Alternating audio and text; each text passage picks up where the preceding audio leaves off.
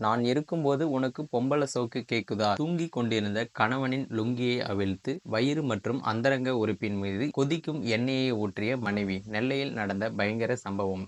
நமது சேனல்ல பார்த்தீங்கன்னா, தினமும் பல்வேறு விதமான கிரைம் தொடர்பான நியூஸ்கள உடனுக்குடன் பதிவேற்றம் பண்ணிட்டு வரோம். இது போன்ற நியூஸ உடனுக்குடன் பார்க்கணும்னு நெனச்சா, மறக்காம நம்ம சேனல சப்ஸ்கிரைப் பண்ணி, டெய்லி நம்ம போடக்கூடிய வீடியோவுக்கு உங்களுடைய ஆதரவ தெரிவிங்க. திருநெல்வேலி மாவட்டம் கிருஷ்ணாபுரத்தைச் சேர்ந்தவர் பாலசுப்ரமணியன். இவருக்கு 42 வயதாகுது. ஆட்டோ டிரைவரான இவருக்கு முத்துலட்சுமி என்கிற 34 வயது மனைவியும், இவருக்கு 3 மகள்கள் மற்றும் ஒரு மகனும் இருக்கிறாங்க. பாலசுப்ரமணியனுக்கு வேறொரு பெண்ணுடன் தொடர்பும் இருந்திருக்கு. இதனால் கணவன் மனைவிக்கு இடையே அடிக்கடி தகராறு ஏற்பட்டு வந்திருக்கு. கடந்த சில நாட்களுக்கு முன்பு தன் கணவருடன் ஏற்பட்ட தகராறில் முத்துலட்சுமி தாய் வீட்டிற்கு சென்று விட்டார். பின்னர் இருவரையும் அழைத்து மகளிர் காவல் நிலைய போலீசார் பேச்சுவார்த்தை நடத்தி கடந்த 4 நாட்களுக்கு முன்பாக முத்துலட்சுமி தன் கணவன் வீட்டிற்கும் சென்றிருக்காங்க.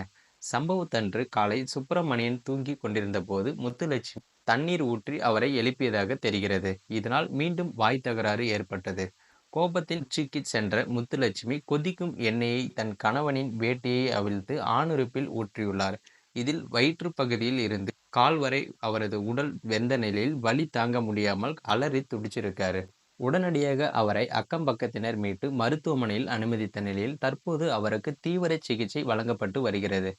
போலீசார் தற்போது முத்துலட்சுமியை கைது செய்து விசாரணையும் நடத்தி வருகிறாங்க. இந்த சம்பவம் பார்த்தீங்கன்னா கிருஷ்ணாபுரம் பகுதியில் பெரும் பரபரப்பை ஏற்படுத்தியிருக்கு. மேலும் இது போன்ற வீடியோக்களை உடனுக்குடன் காண மறக்காம நம்ம சேனலை சப்ஸ்கிரைப் பண்ணுங்க.